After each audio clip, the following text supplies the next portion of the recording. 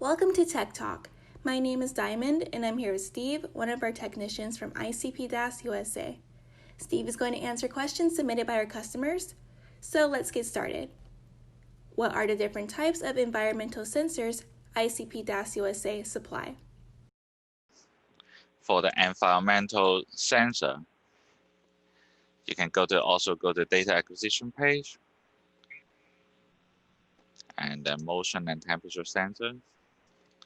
You will see all lists of sensors we have. So to measure environmental data, for example, temperature, humidity, dew point, carbon dioxide, carbon oxide, HCHO, we do have a sensor for all the temperature measurement. So let's start from the simplest, which is temperature and humidity and dew point. So the DL10 is the most cost-effective solution, as you can see on the picture. So this is a basic temperature and humidity sensor that can communicate over RS-485 communication and support Modbus and DCON protocol. We also include the software to log the data into a computer so that you can see the history of the temperature over days, weeks, or even months. And DL100 is more advanced because it has IP rating. That means it's waterproof and dustproof.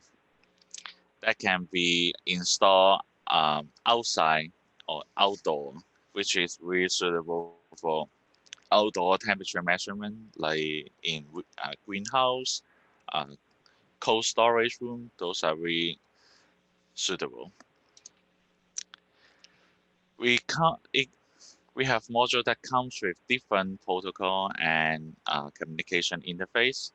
So, for example, customer can get the RS-485 version that can communicate over Modbus RTU or DCON protocol, or they can get the Ethernet version that will support Modbus TCP and MQTT protocol, which is really great for IoT application. And then for other environmental measurement like carbon oxide, carbon dioxide, they can pick our DL301 to 303. They are all in one sensor and module. So this box will measure the carbon oxide, carbon dioxide, temperature, humidity, everything inside the box, and also display on the screen. That's why we call it all-in-one. Customer can adjust the alarm on the DL300 module, and the alarm will alert user if the range is too high or too low. And it's the same as DL100 and 110.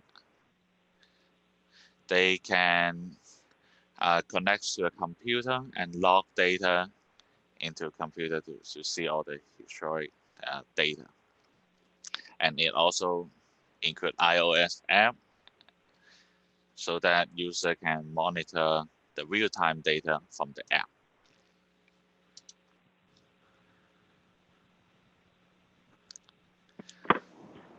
And lastly, we have the CL200.